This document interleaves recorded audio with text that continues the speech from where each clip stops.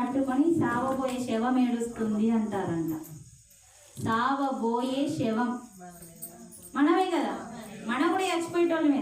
ఇది వచ్చింది, ఇది సావబోయేది ఎప్పుడో ఒకసారి ఇది కూడా వస్తుంది. కానీ ఇది ఈ సచ్చిన శవాన్ని పట్టుకొని సావబోయే శవం ఏడుస్తుంది అంటే మనకి జ్ఞానం లేక. నువ్వు నేను అందరం గాడికి పోయేటోళ్ళమే, వెనక ముందు పోతాము. కానీ ఇక్కడ ఉండే వాళ్ళు ఎవరైనా ఉన్నారు? ఎవరు లేరు. కాబట్టి ఆ జ్ఞానం తీసుకుంటే మళ్ళీ అది ఆత్మ ఇంకో శరీరాన్ని తీసుకొని వస్తుంది. కాబట్టి మనకెవరికి మరణం లేదు. కాకపోతే ఏమంటే ఒక ఇంట్లో కలిసి ఉన్నామన్నా కాస్త బాధ అనేది ఉంటుంది. కానీ మరి ఏడ్చి ఏడ్చి ఆత్మకి మనం చెడు చేస్తున్నామండి. ఆత్మ వెళ్ళిపోనీయకుండా మన ఏడిపే ఆత్మకి చెడు జరుగుతుంది. అందుకే మనము ఏడవద్దని పెద్దలు చెప్తుంటారు. కట్టేటప్పుడు వెళ్ళొద్దు, దించినప్పుడు వెళ్ళొద్దు, అన్ని అగ్గిపెట్టి ఎన్నిసార్లు చెప్తారండి మనకి ఏడవద్దు ఏడవద్దని.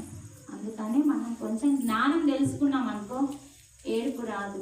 అందుకని ఆత్మని సాగనంపాల్సింది.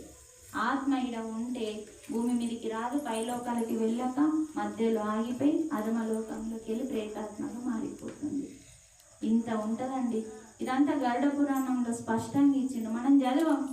సీరియల్ కొనుక్కోవడానికి ఎన్నైనా డబ్బులు అవుతాయి, కానీ పురాణాలు కొనుక్కోవడానికి, భగవద్గీత కొనుక్కోవడానికి ప్రాణం రాదు. మన జీవితాన్ని మార్చి ఆత్మని పరమాత్మలో కలపడానికి జ్ఞానం ఉందండి. దాంట్లో ఏ నుంచి వచ్చినామో